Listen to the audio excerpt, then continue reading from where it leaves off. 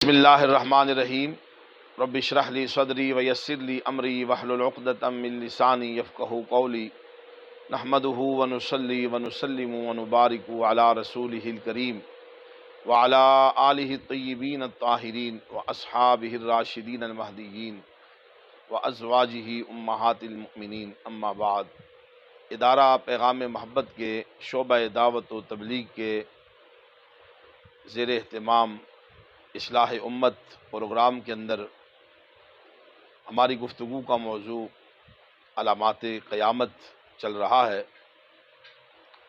گزشتہ گفتگو کے اندر ایک علامت قیامت کو بیان کیا گیا۔ آج انشاءاللہ تعالی حضرت حذیفہ بن یمان رضی اللہ تعالیٰ عنہ کی حدیث مبارکہ، جس کے اندر رسول اکرم نور مجسم صلی اللہ تعالیٰ علیہ وسلم نے 72 علامات قیامت کا ذکر فرمایا۔ آج انشاءاللہ تعالیٰ ان میں سے 10 علامات کا ذکر کیا جائے گا۔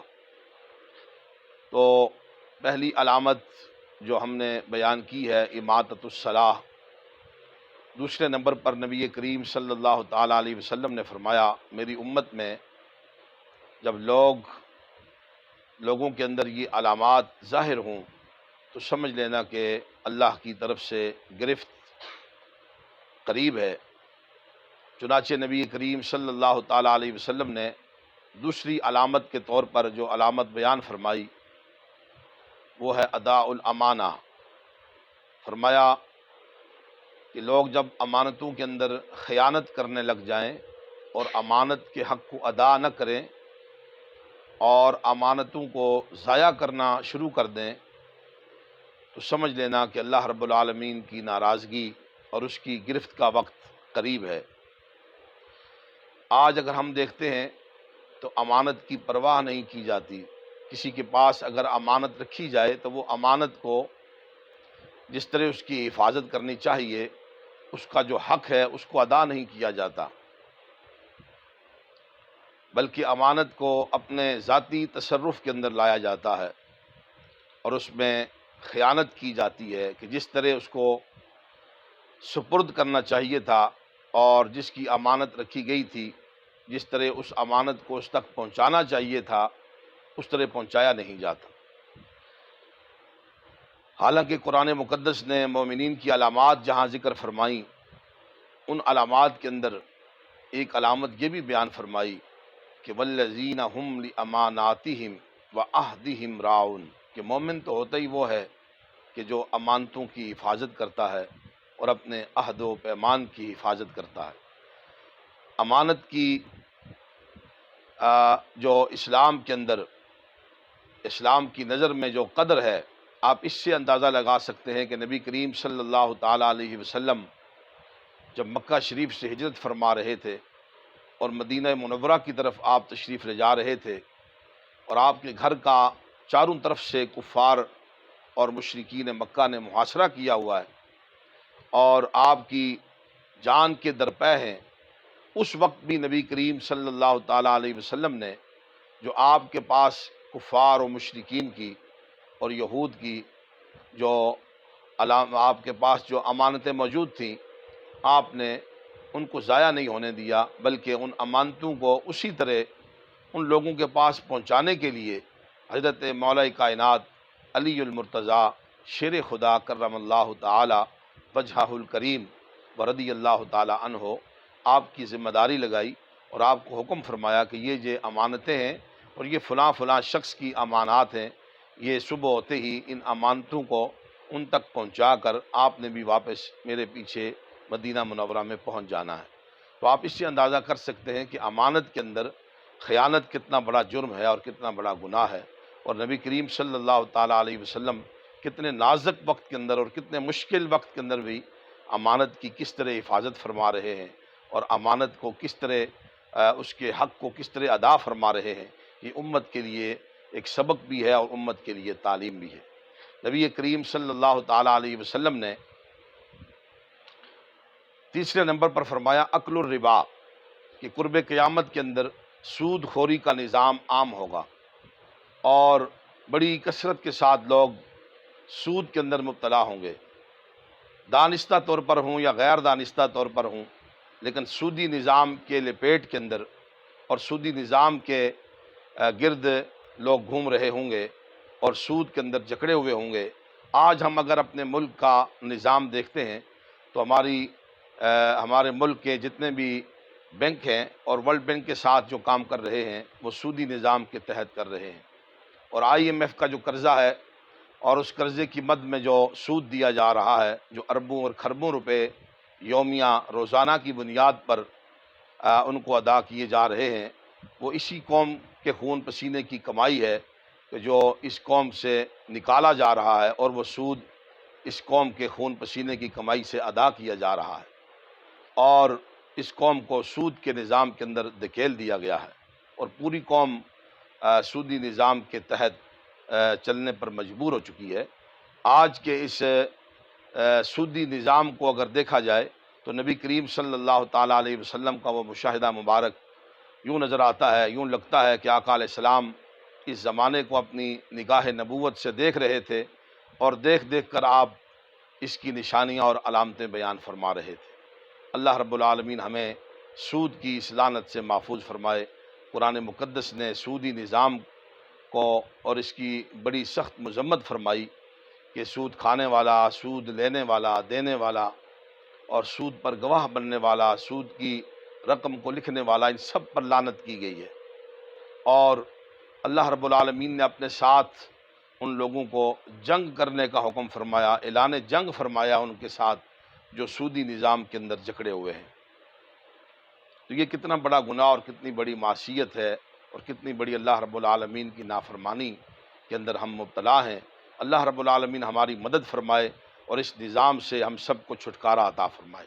آقا کریم صلی اللہ تعالیٰ علیہ وسلم نے قرب قیامت کی علامات کو بیان کرتے ہوئے چوتھے نمبر پر ارشاد فرمایا وَاسْتَخَفُّوا بِالدِّمَاءِ، کہ لوگوں کے احوال بیان کرتے ہوئے ارشاد فرمایا کہ قرب قیامت میں میری امت کا خون پانی سے زیادہ ارزاں اور سستا سمجھا جائے گا، کہ لوگوں کے خون اس طرح بہائے جائیں گے کہ جیسے پانی کو ضائع کیا جاتا ہے، کہ خون کی کوئی قدر نہ ہوگی، بہت معمولی اور چھوٹی چھوٹی باتوں پر لوگوں کا قتل عام کیا جائے گا اور لوگوں کی جانیں لی جائیں گی۔ حالانکہ قرآن مقدس نے ایک انسان کے ناحق قتل کو پوری انسانیت کا قتل قرار دیا۔ قرآن عزیز نے ارشاد فرمایا من قتل نفسا بغیر نفس او فساد فی الارض فکأنما قتل الناس جمیعا، جس شخص نے کسی ایک جان کو ناحق قتل کیا، اس نے صرف ایک جان کو نہیں بلکہ پوری انسانیت کا قتل کیا، اور یہ اتنا بڑا جرم ہے، اتنا بڑا گناہ ہے۔ قرآن مقدس نے ارشاد فرمایا کہ جس شخص نے کسی مومن کی جان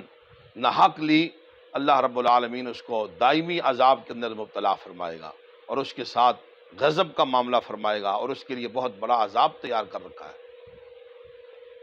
وَمَنْ قَتَلَ مُؤْمِنًا مُتَعَمِّدًا فَجَزَاؤُهُ جَهَنَّمُ خَالِدًا فِيهَا وَغَضِبَ اللَّهُ عَلَيْهِ وَلَعَنَهُ وَأَعَدَّ لَهُ عَذَابًا عَظِيمًا۔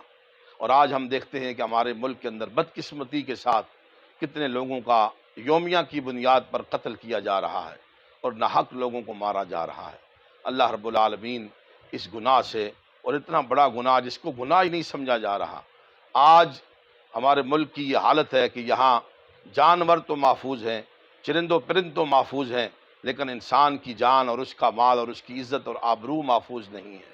تو نبی کریم صلی اللہ تعالیٰ علیہ وسلم نے اس حالت کو 1400 برس پہلے آپ نے اس علامت کو بیان فرمایا، اور آج ہم اپنی آنکھوں کے ساتھ یہ مشاہدہ کر رہے ہیں۔ اللہ رب العالمین وطن عزیز کو اس جرم سے پاک فرمائے، اور اللہ رب العالمین اس ملت کی حفاظت فرمائے۔ آقا کریم صلی اللہ تعالیٰ علیہ وسلم نے علامات قیامت کو بیان کرتے ہوئے ارشاد فرمایا کہ وَاسْتَحَلُّوا الْكَذِبَ، کہ لوگ قرب قیامت کے اندر جھوٹ کو جائز سمجھ کر بولیں گے، اور جھوٹ بولنا اپنے لیے حلال سمجھیں گے، اور جھوٹ بولنے کو کوئی گناہ نہیں سمجھیں گے، حالانکہ جھوٹ اتنا بڑا گناہ ہے جس کو گناہ کبیرہ کے ساتھ تعبیر کیا گیا، اور اس کو تمام گناہوں کی جڑ اور بنیاد قرار دیا گیا ہے۔ اللہ رب العالمین جل وعلا نے جھوٹ بولنے والوں کی مذمت کے اندر قرآن حکیم کے اندر ارشاد فرمایا الا لعنت اللہ علی الکاذبین، جھوٹوں پر اللہ رب العالمین نے لعنت فرمائی ہے۔ اور اتنا بڑا جرم اور اتنا بڑا گناہ آج ہم کر رہے ہیں اور اس گناہ کے اندر مبتلا ہیں، اور نہ صرف ہم یہ گناہ کر رہے ہیں بلکہ اس پر ظلم یہ ہے کہ ہم اس گناہ کو گناہ نہیں سمجھ رہے اور اس غلطی کو غلطی نہیں سمجھ رہے۔ ہم آج سے قبل اتنے زیادہ جھوٹ نہیں بولتے تھے جتنا کہ اس زمانے کے اندر ہمیں موبائل نے جھوٹا بنا دیا ہے، کہ ہم موبائل کے ذریعے بیٹھے کہاں ہوتے ہیں اور پوچھنے والا پوچھ رہا ہوتا ہے کہ آپ کدھر ہیں، اور ہم فوراً جھوٹ بولتے ہیں اور جہاں بیٹھے ہوتے ہیں اس جگہ کا ہم نہیں بتاتے، کسی اور جگہ کا بتا دیتے ہیں۔ اس طرح کئی جھوٹ ہیں جو ہم دانستہ طور پر اور نادانستہ طور پر اپنی زبان سے سرزد کر رہے ہوتے ہیں اور ایک گناہ کبیرہ مول لے رہے ہوتے ہیں جس کی ہمیں خبر تک نہیں ہوتی۔ نبی کریم صلی اللہ تعالیٰ علیہ وسلم نے اس کا ذکر پہلے ارشاد فرمایا۔ آقا دو عالم صلی اللہ علیہ وسلم نے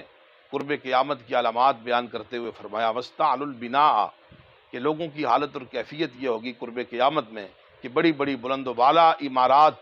بنائی جائیں گی، اور تفاخر کے طور پر، تکبر کے طور پر۔ ایک ہے کہ انسان اپنی ضرورت کی وجہ سے عمارت کو طول دیتا ہے، عمارت بلند کرتا ہے اور عمارت کو بلند قائم کرتا ہے ضرورت کی وجہ سے، اس پر کلام نہیں، لیکن وہ عمارتیں جو تفاخر کے طور پر، تکبر کے طور پر بڑی بڑی عمارتیں جو کئی درجن منزلوں پر مشتمل ہوتی ہیں، جیسے کہ ہم دیکھتے ہیں کہ عرب ممالک کے اندر بڑی بڑی عمارات ہیں جو کئی درجنوں منازل پر مشتمل ہوتی ہیں، تو وہ بطور تفاخر کے اور تکبر کے طور پر ان کو بنایا جاتا ہے۔ حالانکہ حدیث مبارکہ کے اندر آتا ہے کہ جب کوئی شخص 13-14 فٹ سے زیادہ اوپر بلندی کی طرف عمارت کو لے جاتا ہے تو قدرت کی طرف سے آواز آتی ہے کہ تو اتنا بلند کیوں آ رہا ہے؟ کیا ہمارے ساتھ مقابلہ کرنا چاہتا ہے؟ اتنی بلندی کی طرف آنے والے، تجھے کیا عمارت کی بلندی نظر آتی ہے اور تجھے یہ خیال نہیں ہے کہ تجھے زمین کے اندر کس قدر دسایا جائے گا اور تجھے مرنے کے بعد زمین کے اندر کتنا نیچے کیا جائے گا؟ اس طرف تیری توجہ نہیں ہے، اور آج تو اتنی بلند عمارت بنا کر اس پر فخر کر رہا ہے اور اس پر تکبر کر رہا ہے۔ تو یہ نبی پاک صلی اللہ تعالیٰ علیہ وسلم کے بہترین اور اعلیٰ اور مقدس زمانہ پاک کے اندر عمارتوں کے اندر اتنی بلندی نظر نہیں آتی تھی جو اس زمانے کے اندر عمارات کے اندر جس قدر غلو کیا جا رہا ہے۔ نبی کریم صلی اللہ تعالیٰ علیہ وسلم کے علم مبارک پہ قربان جائیں، آقا علیہ السلام نے ان تمام علامات کو 1450 سال پہلے بیان فرمایا۔ قربان جائیں آقا کریم صلی اللہ تعالیٰ علیہ وسلم کی عظمت و شان پر کہ نبی کریم علیہ السلام نے ارشاد فرمایا کہ قرب قیامت کی علامات میں سے ایک علامت یہ بھی ہوگی کہ وہ باع الدین بالدنیا، کہ لوگ ایمان کے سودے کریں گے اور ایمان کے بدلے میں دنیا کو خریدیں گے۔ ایمان کو بیچا جائے گا دنیا کے بدلے میں، دنیا کو خریدا جائے گا، یعنی ایمان کی قدر نہیں ہوگی، دنیا کی قدر ہوگی، دولت کی قدر ہوگی۔ حالانکہ ایمان کتنی قیمتی چیز ہے کہ ساری کائنات کے خزانے لٹا دیے جائیں اور اس کے بدلے میں اگر ایمان کی رتی نصیب ہو جائے تو یہ انسان کے لیے اس سے بڑھ کر کوئی اور خوش قسمتی نہیں ہوگی۔ صحابہ کرام علیہم الرضوان سے ایمان کی قدر پوچھیں کہ کیا ہے، کہ جنہوں نے اپنے قریبی رشتہ دار اسلام اور دین کے لیے اور ایمان کے لیے قربان کر دیے۔ سیدنا فاروق اعظم رضی اللہ تعالیٰ عنہ نے سگے ماموں کا سر قلم کر لیا، ایک صحابی نے اپنے سگے بھائی کا سر قلم کر لیا، ایک نے اپنے والد کا سر قلم کیا، اور آقا کریم علیہ السلام کی بارگاہ میں جب حاضر ہوئے تو نبی علیہ السلام نے فرمایا کیا تمہارے ہاتھ نہیں کانپے؟ باپ کا سر قلم کرتے ہوئے، ماموں کا سر قلم کرتے ہوئے، بھائی کا سر قلم کرتے ہوئے۔ عرض کی یا رسول اللہ اگر ہم ان کو اپنا سمجھتے تو ہاتھ کانپتے، ہم نے ان کو اپنا سمجھا ہی نہیں، اس لیے کہ یہ آپ کے دشمنوں کی صف میں کھڑے تھے اور یہ آپ کے دشمن بن کر آئے تھے، اور جنہوں نے آپ کے ساتھ دشمنی کی ہے ان کے ساتھ ہمارا کوئی تعلق نہیں ہو سکتا۔ جنہوں نے ایمان کی وجہ سے، دین کی وجہ سے اپنا سب کچھ قربان کر دیا،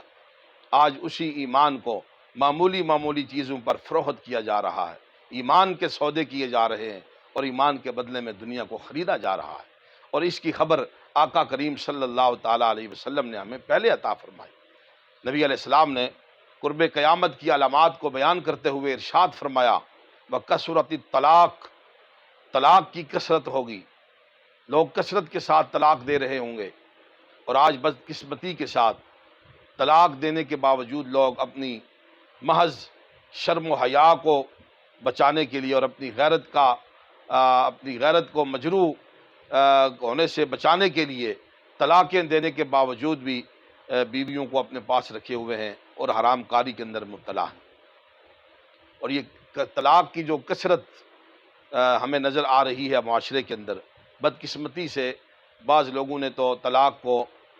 طلاق ہونے کے باوجود بھی اس کو طلاق نہیں سمجھتے، حالانکہ قرآن مقدس نے بیان فرمایا الطلاق مرتان فامساک بمعروف او تسریح باحسان، کہ 2 مرتبہ اگر طلاق دی جائے تو اس کے بعد خامند کو یہ اختیار ہے کہ وہ امساک بالمعروف بھی کر سکتا ہے، تصریح بالاحسان بھی کر سکتا ہے۔ وہ چاہے تو اپنی بیوی کو نکاح کے اندر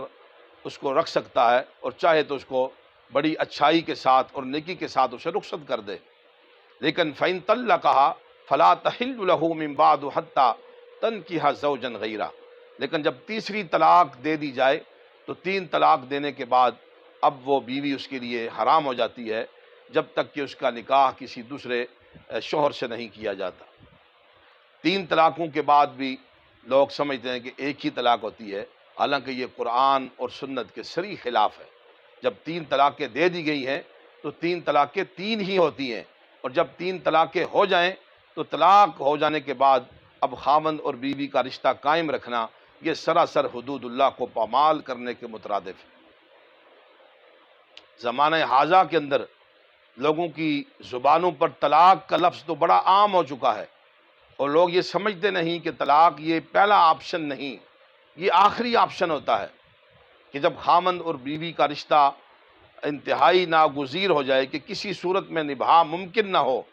تب اس رشتے سے باہر نکلنے کے لیے اگر ایک طلاق بھی دے دی جائے تو اس سے بھی طلاق واقع ہو جاتی ہے، دوسری 2 دینے کی ضرورت ہی نہیں ہوتی۔ اور بدقسمتی سے اور جہالت کی وجہ سے آج شوہر جو ہیں وہ 3 طلاقوں سے کم طلاق دیتے ہی نہیں ہیں، اور وہ یہ سمجھتے ہیں کہ شاید جب تک 3 طلاقیں نہ دی جائیں بیوی فارغ نہیں ہوتی، اور اپنی جہالت کی وجہ سے جب 3 طلاقیں دے بیٹھتے ہیں اور پھر بعد میں علماء کے پاس جائیں گے اور پھر ان سے گزارش کریں گے کہ جناب کوئی راستہ نکالیں۔ اب علماء راستہ تو کوئی نہیں نکال سکتے، راستہ تو وہی ہے جو شریعت نے بیان کر دیا ہے۔ علماء کی ذمہ داری وہ یہ ہے کہ وہ قرآن و سنت سے مسائل دیکھ کر اس کو بیان کرتے ہیں۔ جب قرآن نے یہ پیغام دے دیا کہ جب تیسری طلاق خاوند دے دیتا ہے یا 3 اکٹھی دے دیتا ہے تو اس کے بعد اب اس کے لیے اس کی بیوی جو ہے وہ حرام ہو جاتی ہے، اب خاوند اور بیوی کا رشتہ اور تعلق جو ہے وہ قائم رکھنا یہ ان کے لیے شرعاً درست اور جائز نہیں ہے۔ اور اس کی ایک بہت بڑی وجہ یہ بھی ہے کہ آج ہم نے اپنی اولاد کی تربیت دینی اعتبار سے نہیں کی، کہ اگر آج بچیوں کو جہاں پر ہم دنیاوی تعلیم دلواتے ہیں وہاں پر اگر دین کی تعلیم دلوائی جائے تو پھر یہ نوبتی طلاق کی نہ واقع ہو۔ آج جب مائیں بیٹیوں کو رخصت کرتی ہیں تو ان کو یہ پیغام دیتی ہیں کہ بیٹی جب آپ اپنے سسرال میں جاؤ تو وہاں افسر بن کے رہنا، پہلے دن سے ہی کام کاج میں مصروف نہ رہنا، اور اگر کوئی ایک بات آپ کو سنائے اس کے بدلے میں 10 باتیں اس کو سنانا۔ جب ہم تربیت اپنی اولاد کی ایسی کریں گے تو پھر بیٹیوں کے گھر کیسے بس سکتے ہیں، اور بیٹیوں کے گھروں کے اندر آرام اور سکون کیسے ہو سکتا ہے۔ وہ ایک عرب خاتون کی نصیحت بڑی خوبصورت نصیحت ہے، اس نے اپنی بیٹی کو رخصت کرتے ہوئے فرمایا تھا کہ بیٹی آج تم اس دیش سے پرائے دیش میں جا رہی ہے، دوسرے دیش میں جا رہی ہے، آج تک تو یہاں رہی ہے، اب تو دوسرے گھر میں جا رہی ہے، اب وہ تمہاری زندگی کا جیون ساتھی ہے، تم زندگی بھر اس کے لیے زمین بن کر رہنا، اپنے خامند کے لیے زمین کی حیثیت سے رہنا، اور جب تم اس کے لیے زمین بن کر رہو گی اور وہ تمہارے لیے آسمان بن کر رہے گا۔ اور یاد رکھیں کہ زمین کا کوئی خطہ ایسا نہیں، کوئی ٹکڑا ایسا نہیں، کوئی مقام ایسا نہیں کہ جس کی چھت آسمان کی صورت میں موجود نہ ہو۔ تو اگر آج ہم اپنی بیٹیوں کی تربیت رخصت کرتے ہوئے اس انداز میں کریں کہ بیٹی جس طرح ماں اگر یہ کہے کہ جس طرح میں تیری ماں ہوں تو وہ بھی تیری ماں ہے، جس طرح یہ تیرے والد ہیں اسی طرح اب ان کا مقام بھی تیرے والد کی طرح ہے۔ اگر کوئی بات وہ کہہ دے تو خاموشی سے سن لینا، کیونکہ رسول اللہ کی شریعت تمہیں یہی سبق سکھلاتی ہے۔ آج ہم نے بیٹیوں کو اچھا لباس تو پہنایا، زیور سے ہم نے ان کو بھر دیا، لیکن ہم نے ان کے دلوں کو خوف خدا اور خشیت خدا کا سبق نہیں دیا، اور آج ہم نے ان کی آنکھوں میں شرم و حیا کا سرمہ نہیں لگایا، جس کی وجہ سے آج یہ طلاقوں کی کثرت ہوتی ہے، گھر اجڑ جاتے ہیں۔ یہ ہماری تربیت کے فقدان کی وجہ سے اس طرح ہوتا ہے۔ اللہ رب العالمین اس بڑی غلطی سے بھی ہم سب کو محفوظ اور مامون فرمائے، اور اللہ کریم جل وعلا ہم سب کو قرآن و سنت کی تعلیمات اختیار کرنے کی توفیق عطا فرمائے۔ آج وقت کافی ہو چکا ہے، انشاءاللہ تعالی مزید علامات قیامت کو آئندہ نشست کے اندر بیان کیا جائے گا۔ وآخر دعوانا الحمدللہ رب العالمین۔